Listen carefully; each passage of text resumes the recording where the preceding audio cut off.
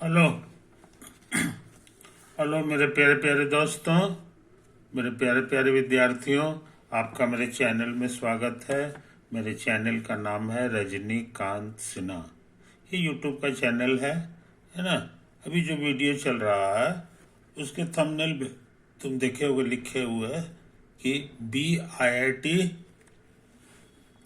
Topper in ₹500 है कि नहीं। 500 रुपया जमा करो, है ना, मेरे बताए हुए अकाउंट में, जो दूसरे वीडियो में भी मिल जाएंगे। इसमें तो हम नहीं दिखाने जा रहे हैं। ये चीज़ें उसमें सेंड कर दो, ट्रांसफ़र कर दो, और उसके बाद जो है ज़िंदगी का सबसे आनंद देने वाला चीज़ सीखो, और वो है IIT का टोटल सिलेबस। तो अभी हम क्या कर रहे हैं सो समझ लो मेरे दोस्त। अभी हम कर रहे हैं थ्योरी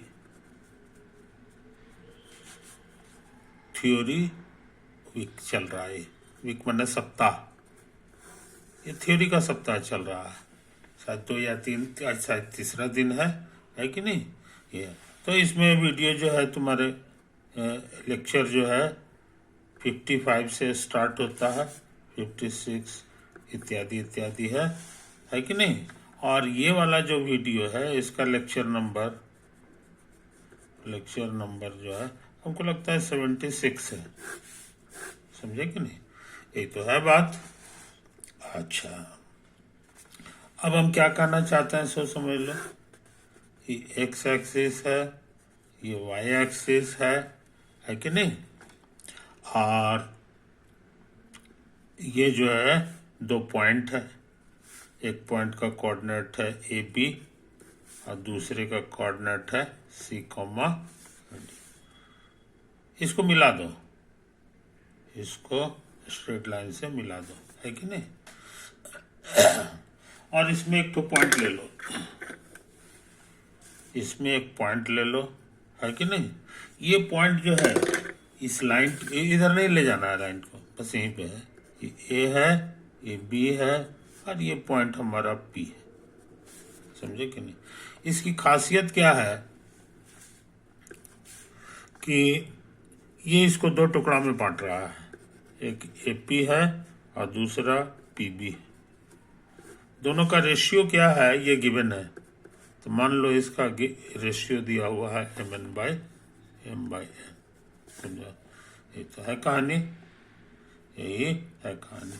हम क्या करना चाहते हैं, फाइंड। अब P का कोऑर्डिनेट कुछ मान लो XY है कि नहीं। तो P का कोऑर्डिनेट XY जो है ये हम पता लगाना चाहते हैं कि X कितना होगा, Y कितना होगा, है कि नहीं। Y कितना होगा। तो तुम्हारा गिवन क्या है सो समझ लो। ये वाला गिवन है और ये भी गिवन है और ये भी गिवन है, ये भी गिवन।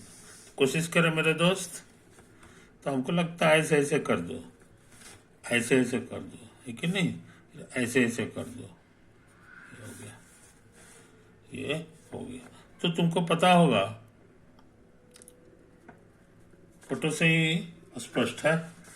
इसका कोऑर्डिनेट AB है। ये इशारा किया कि ये दूरी A है। इसका कोऑर्डिनेट को X नाम दिए हैं। ये इशारा किया कि ये हमारे लिए X है कि नहीं। उसी तरह से इसका कोऑर्डिनेट है CD, तो ये दूरी हमारे लिए C हो जाएगा। यहाँ से यहाँ ये दूरी हमारे लिए C हो गया, है कि नहीं। तो ये कितना हो गया ये बताना आसान है। पूरा C में से X को कम कर दो तो यही बचेगा। तो यही तुम्हारे लिए हो गया C-X। उसी तरह ये पूछेंगे कि ये कितना है, तो कहोगे X-A।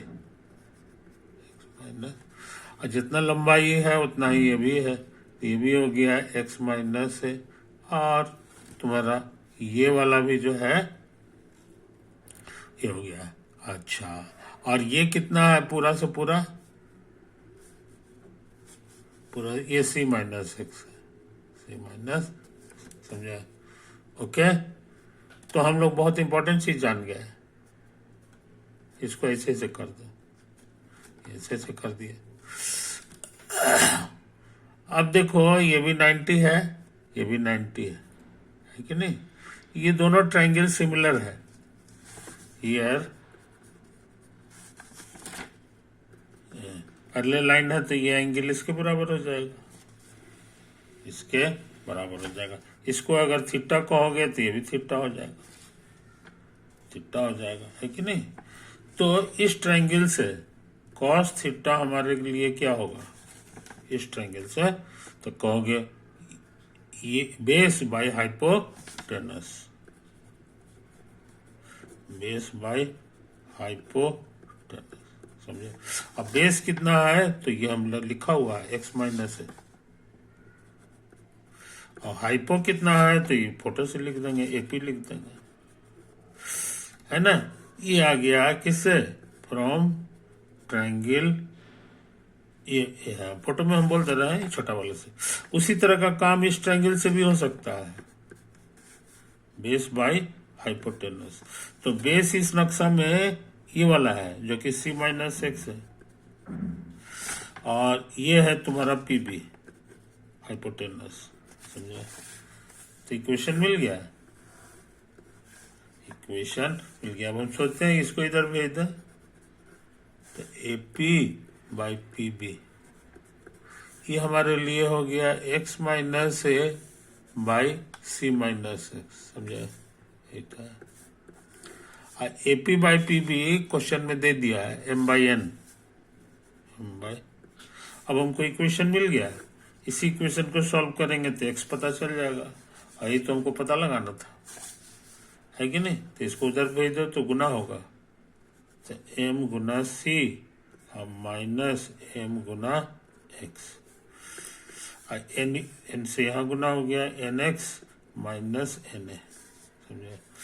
अब क्या करें? अब इसको इधर भेजो, इसको इधर भेजो, तो mc और प्लस na, और इसमें आएगा तो x कॉमन आ जाएगा इसके साथ, अब आ जाएगा n प्लस m। तो x का फॉर्मूला मिल गया, x का फॉर्मूला हो गया m Guna c plus n Guna a by n plus m, जिसको हम m प्लस n भी कह सकते हैं, समझे कि नहीं? तो x मिल गया। y हम नहीं निकालेंगे, अंदाज से इसको लिख सकते हैं, mn तो रहेगा ही, ये m हो गया, ये n हो गया, ये m हो गया, आई हो गया। अब c का मतलब क्या होता है सो समझ लो। c का माने यह वाला नंबर, अब y निकालना है तो ये वाला नंबर लेना होगा, तो c की जगह d हो गया, और प्लस n, a की जगह ये बायां घर है तो अब दायां घर लेंगे b, ये b हो गया। ये अंदाज से हम लोग निकाल लिया। ये फॉर्मूला हमको याद रखना चाहिए, तो हमको तो याद है, तुम कैसे याद रखोगे ये हम हल्का इशारा कर दें। ये मान लो a है, b है ना, और ये है तुम्हारा c कोमा, और यही वो पॉइंट है p जिसका कोऑर्डिनेट निकालना है, और रेशियो लिखा हुआ है m:n। तो देखो यहाँ लिखा हुआ है AP बाई PB बराबर, तो ऊपर में AP है तो ये m हो गया, ऊपर वाला ऊपर के जोड़ीदार है और नीचे वाला नीचे के, तो AP हमारे लिए m हो गया, तो ये m लिख दिए हैं, n लिख दिए। अब इसका कोऑर्डिनेट लिखना है, तो कोऑर्डिनेट का लिखने का ट्रिक क्या है सो समझ लो। ये m लिखेंगे, है कि नहीं, और दूर वाला फर्स्ट कोऑर्डिनेट का काम कर रहा है, इसीलिए सिर्फ इस पे ध्यान देना, फर्स्ट का ध्यान देना है बस। तो m से गुना करेंगे a को कि c को, तो उसका जवाब है दूर वाले से। m के नज़दीक a है तो a इसे नहीं करेंगे बल्कि दूर वाले से, तो m इंटू सी हो गया, प्लस उसी तरह n वाले के नज़दीक c है लेकिन हमको दूर वाला चाहिए, तो यहाँ गुना होगा n, अब बाई m प्लस n तो याद रहेगा। तो इस तरह से हम लोग याद रखते हैं, तो कोई आंसर आया है MC plus n by m plus, है कि नहीं?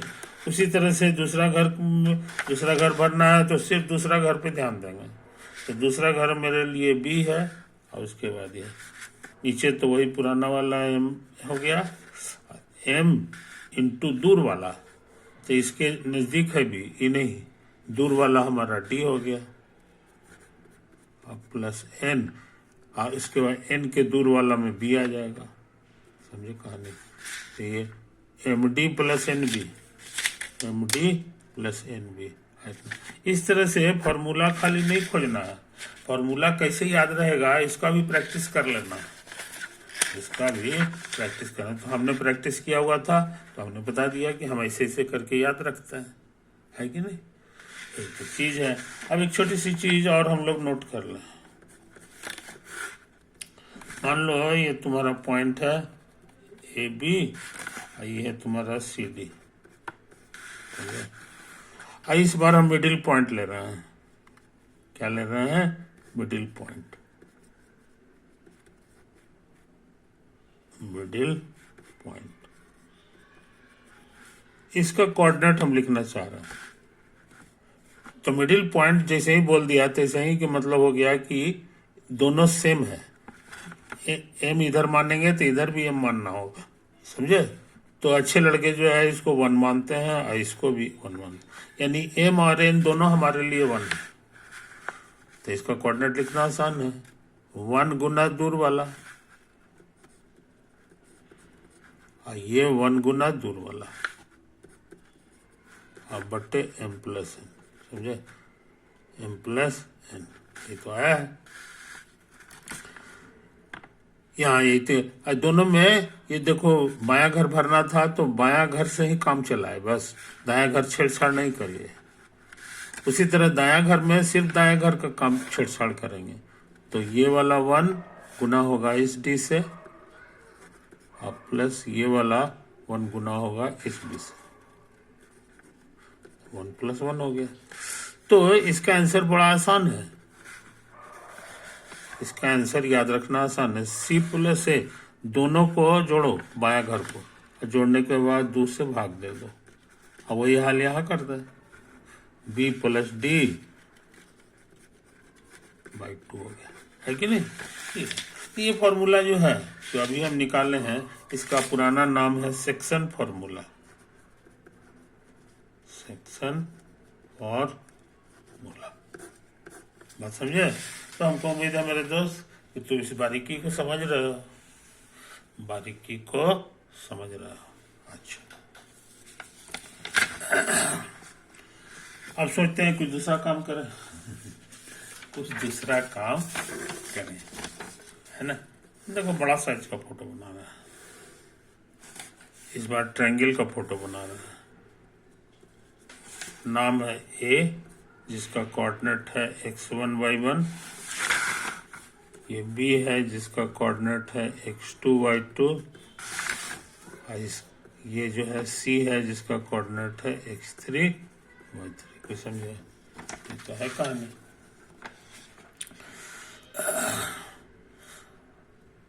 इस बार हम x एक्सिस y एक्सिस का फोटो नहीं बनाएंगे, x एक्सिस y एक्सिस। इसमें एक तो मिडिल पॉइंट ले लें। क्या ले रहे हैं? Mid point. समझे? इसका कोऑर्डिनेट लिखना जाता है, अभी सीखे हैं। बाएं घर भरने के लिए बायां में बायां जोड़ के 2 से भाग देंगे, समझे? और दाएं घर के लिए 2 जोड़ के 2 से भाग दे देंगे, मिल गया। अच्छा, अब जो है ना, अब इसको मिला दो। तो ज्योमेट्री में इसी लाइन का नाम है मीडियन लाइन, मीडियन फ्रॉम ए, ये बोलता है बोल चल।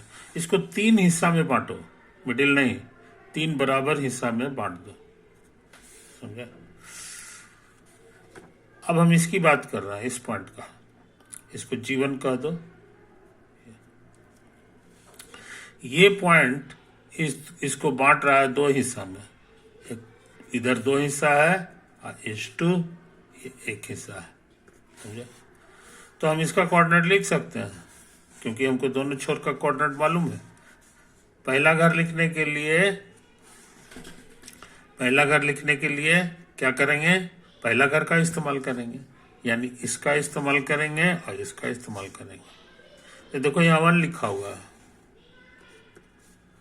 तो 1 इंटू दूर वाला, तो दूर वाला x1 हो गया, अब प्लस 2 इंटू दूर वाला, इसका दूर वाला ये है x2 प्लस x3 अब बाई 2, समझा? नहीं, अभी और सी होता है m प्लस n यानी 1 प्लस 2, समझा? यहाँ क्या होगा ये अंदाज से भर लेंगे लास्ट में, नीचे वाला 3 हो जाएगा, ये 2 2 कटेगा, तो हमको बहुत आसान फार्मूला मिल गया। और यहाँ भी उसी तरह से कर लेंगे, y1 plus y2 plus y3 दे देगा, समझे? तो जीवन का कोऑर्डिनेट हम लोग जान गए, इस जीवन का कोऑर्डिनेट जान गए, x1 plus x2 plus x3 अब y3, और यहाँ भी उसी तरह से भर लेंगे, समझे? ये जीवन का कोऑर्डिनेट हो गया, ये मीडियन फ्रॉम ए के लिए होगा। सिमिलरली अब हम अंदाज से काम कर रहे हैं, G2 क्या होगा? कहोगे G2 कहाँ है? तो G2 के लिए B से मीडियन खींचेंगे और फिर उसी तरह से यही वाला काम करेंगे, 1:2 हिस्सा में बांट देंगे, तो G2 हमको मिल जाएगा। तो G2 का आंसर क्या होगा ये अंदाज से भरना है, तो साइक्लिकली भर दो, 1 के बाद 2 आया था, 2 के बाद 3, तो उसी में ये 1 के जगह 2 हो जाएगा और 2 के जगह 3 होगा और 3 के जगह 1 हो जाएगा, यही तो आंसर आएगा। आई बात समझ में? कोई दिक्कत नहीं, मगर खास बात यह है कि ये चीज सेम है, इसको हम ऐसे भी लिख सकते हैं, इट इज चूंकि सेम कोऑर्डिनेट आ गया, ये इशारा किया कि G1 G2 अलग अलग पॉइंट नहीं है, G1 G2 are the same point,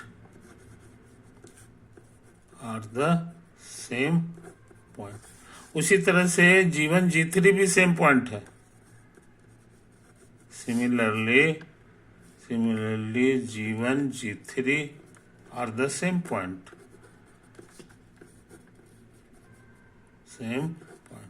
समझे? इसका मतलब कि ये तीनों के तीनों सेम पॉइंट है, so G1 G2 G3 are the same point, और उस पॉइंट का नाम दे दो G, सिर्फ G। इसी बहाने हम लोग क्या सीख गए कि ये जो अलग अलग है, यहाँ से ऐसे लकीर खींचोगे, ऐसे आप 3 हिस्सा में बांटोगे, ऐसे, तो यहाँ पे तुमको G2 मिल जाएगा। और यहाँ से सीख गए कि G2 और G3 G1 G2 सब एक ही पॉइंट है, इसका मतलब है कि ये सारे पॉइंट यहीं पे कट रहा है। ये इशारा कर दिया कि the 3 median lines of the triangle intersect at A common point या आर कनकरेंट, ये सब एक ही जगह कटता है, कनकरेंट एट G, और उसका कोऑर्डिनेट क्या होता है सो हम लोग पता लगा चुके हैं, उसका कोऑर्डिनेट है सबको जोड़ो और 3 से भाग दो, उसी तरह से यहाँ भी भर लो, सब 3 से करना होगा। इसी पॉइंट का नाम है सेंट्रॉयड ऑफ द ट्रायंगल,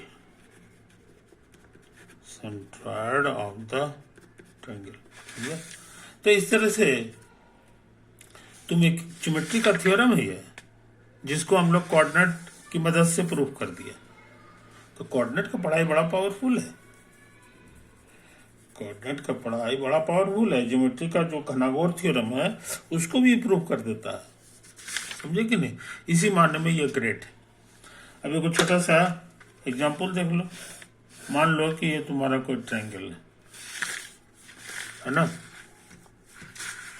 इसका कोऑर्डिनेट है 1 2 -1 0, और ये है तुम्हारा 3 7, तो इसका सेंट्रॉइड कहीं पे होगा, ये जी, ये क्या है, सेंट्रॉइड। इसका कोऑर्डिनेट्स निकालने का ट्रिक सिखा दिया है। सबका बायां जोड़ो और 3 से भाग दे दो। सबका दायां जोड़ो और 3 से भाग दे दो, है ना।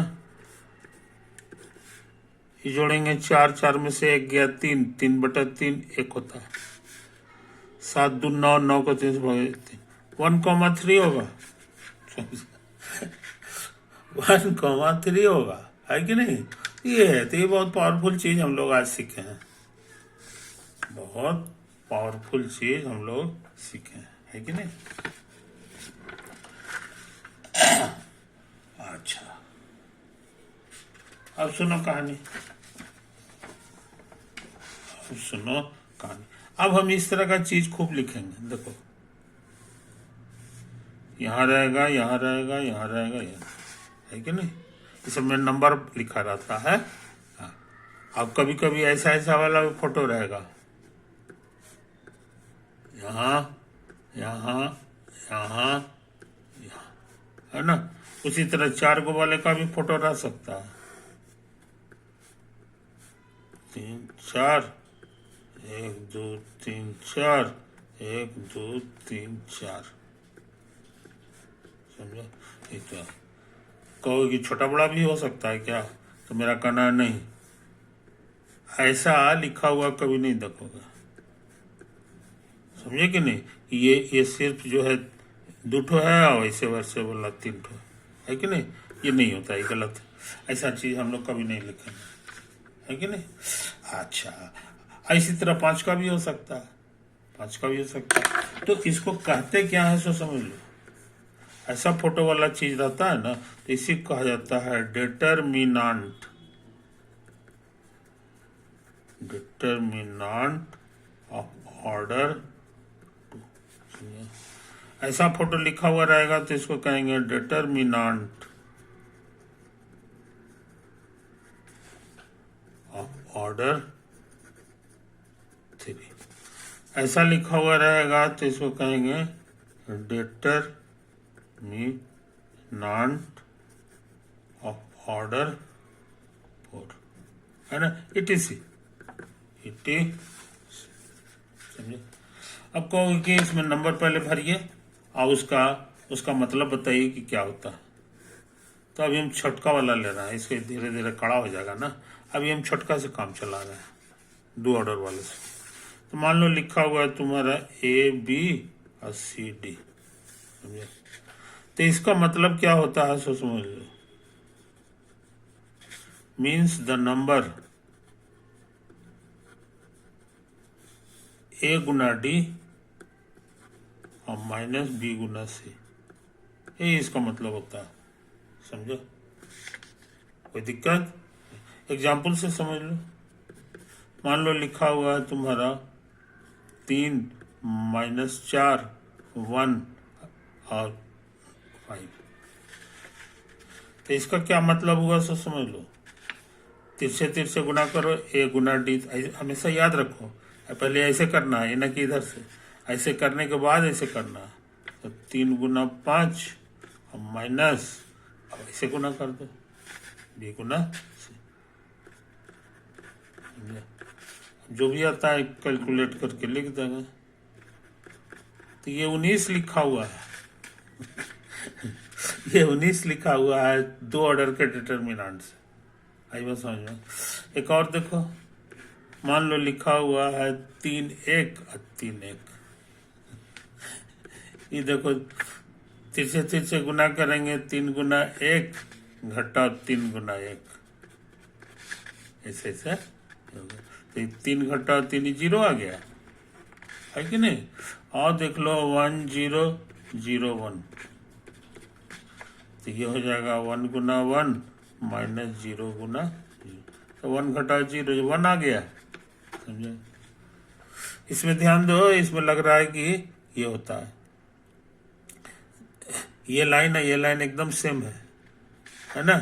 तो बोलचाल में हम लोग कहते हैं इट हैज टू, नहीं, हाँ, it's column are same, it's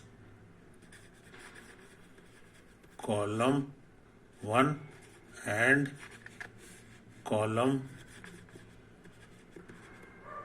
2, ये कॉलम 1 कहलाएगा और ये कॉलम 2 कहलाएगा, आर द सेम। तो अच्छे लड़के याद रखते हैं, जहां कॉलम सेम आ जाए तो आमतौर से 0 वैल्यू हो जाता है, सब कट छाट के खत्म हो जाता है कि नहीं। तो हमको उम्मीद है कि 2 ऑर्डर के डिटर्मिनेंट को तुम समझ रहे हो, है कि नहीं। ये जो लाइन है ना, ये पूरा लाइन, इसी का नाम है first column. First column, column माने खंभा, ये कहला जाएगा सेकंड कॉलम। सेकंड कॉलम, ऐसा गलती मत करना कि ये फर्स्ट है ये सेकंड है, ऐसा नहीं, हमेशा ऐसे ही जैसे हम बोलते हैं तो ऐसे। उसी तरह से इसको कहेंगे फर्स्ट रो। फर्स्ट रो ये पूरा कहलाएगा फर्स्ट रो। रो माने पंक्ति, और ये वाला लाइन जो है ना, ये हम लोग बोलते हैं सेकंड रो। पूरी दुनिया में ऐसे ही बोलता है। इसको फर्स्ट रो नहीं बोलेंगे, है कि नहीं। इसको ये है फर्स्ट रो नहीं, ये फर्स्ट रो होता है और ये सेकंड होता है। तो ये सब छोटे छोटे नाम है जो हम लोग बोलते नहीं है। तो 2 ऑर्डर का पढ़ाई खत्म हो गया 2 ऑर्डर का पढ़ाई तुम्हारा समाप्त हो गया, है कि नहीं। अब 3 ऑर्डर का करना चाह रहे हैं, 3 ऑर्डर का पढ़ाई करना चाह रहे हैं। तो 3 ऑर्डर का करने से पहले जो है, 3 ऑर्डर का पढ़ाई करने से पहले जो है ना, ऐसा करते हैं, एगो जरा फोटो पहले बना लेते हैं, है ना। ये है तुम्हारा A1, A2, A3, ये B1, B2, B3, C1, C2, C3, इसमें कोई नंबर है। ये हमारा 3 ऑर्डर का डिटर्मिनेंट हो गया, है कि नहीं। अब हम चाह रहे हैं इसको फैलाना। क्या करना चाह रहे हैं? Expand it using first row. पहला रो को लेके इसको जरा फैलाओ। तो कैसे फैलाया जाता है सो समझ लो। एगो को फैला देंगे, वैसे ही दूसरा को फैला देना, है ना। फर्स्ट रो में है तुम्हारा कौन कौन चीज से देख लो, ये देखो, ये है ना। अच्छा, कौन कौन चीज है सो देख लो। इसमें है तुम्हारा A1 है, A2 है और A3 है। ये 3 चीज है, तीनों को फर्क फर्क लिख दिया। अच्छा, फर्स्ट रो को लेके हम फैला रहे हैं। अब जो है ये जो A1 है ना, इसका रो तो दिखाई दे रहा है और इसका कॉलम दिखाई नहीं दे रहा, मगर कॉलम तुम छिपा दो। कॉलम तुम इसका छिपा दो, कलम से हम छिपा दिए। छिपाने के बाद आई भी पहले से छिपा हुआ है, तुमको इतना सा चीज दिखाई दे रहा है जो छिपा हुआ नहीं है। तो जो छिपा हुआ नहीं दिखाई दे उसको ऐसे करके उतार दो। ये है B2 B3 और C2 C3, B2 B3 और C2 C3, यही तो है। आज दोनों को गुना कर देना। इसको फैलाना आता है तुमको, इसको फैलाना आता है, बाद में फैला लेंगे, अभी नहीं फैला रहे हैं, है कि नहीं। उसी तरह का काम यहाँ कर दो, उसी तरह का काम यहाँ के। ये A2 है, ये देखो A2 है, तो ये तो छिपा हुआ है और इसका कॉलम यही है, तो कॉलम को छिपा दो। तो कॉलम को छिपा दिए, तब हमको कोई चीज जिंदा दिखाई दे रहा है, और वो है B1 B3 C1 C3। तो B1 B3 और C1 C3, समझे, कोई दिक्कत नहीं। अच्छा, इसी तरह काम इसमें भी कर सकते हैं। A3 में इसको छिपाएंगे, बाकी बच गया B1 B2 और C1 C2। तो B1 B2 और C1 C2, समझे। अच्छा, और एगो फोटो हम लोग भूलते नहीं है, वो हमेशा फिक्स है, वो हमेशा फिक्स है। वो फोटो है कि कोना हमेशा प्लस रहता है, और एक घर आगे बढ़ते जाओगे तो जो है चिन्ह बदलते जाता है ना। ये माइनस हो गया, ये भी माइनस हो जाएगा। फिर एक घर आगे बढ़ रहे हैं तो फिर चिन्ह बदलेगा, फिर चिन्ह बदलेगा, फिर इधर आएंगे फिर चिन्ह बदलेगा, फिर चिन्ह बदलेगा, फिर ये चिन्ह बदलेगा, प्लस है, ये कुछ ही था, हाँ ठीक तो है, ये प्लस है ना, तो फिर चिन्ह, फिर माइनस हो गया। अच्छा, फिर यहाँ करोगे फिर चिन्ह बदलेगा, माइनस से ये प्लस हो जाएगा, समझे। तो अच्छे लड़के ये फोटो को भूलते नहीं है, चिन्ह का नियम को, चिन्ह के नियम को। तो हमको यहाँ था A1 था ना, तो इसके इस प्लस के इसका चिन्ह कौन सा है, इस घर का A1 का प्लस है, इसीलिए यहाँ प्लस रहेगा। इसमें A2 में जो है A2 यहाँ पर था, A2 ये इसका चिन्ह माइनस होता है, तो यहाँ माइनस लगा दो। और इसमें जो है A3 था, है कि नहीं, A3 था, A3 यहाँ था, और इस घर का चिन्ह क्या होता है, प्लस होता है, तो ये प्लस लगा दो, है कि नहीं। अब सब कुछ सही हो गया। अब हम चाहें एक्सपैंड का मतलब यही होता है। अब कहता है ना कि इसको जरा कैलकुलेट भी कर दीजिए कैलकुलेट, तो हम तेजी से कैलकुलेट कर रहे हैं। तो ये A1 हो गया, इसको याद है तुमको, ऐसे ऐसे पहले गुना होता है और तब ऐसे ऐसे होता है, B3 C2 माइनस A2 है, B1 C3 और B3 C1 और प्लस A3 ये B1 C2 और माइनस B2 C1, समझे जनाब, ये तो आया है। अब हम लोग प्लस वालों को एक जगह जमा करें, तो A1 से गुना होके आ गया A1 B2 C3, ये minus minus plus A2 B3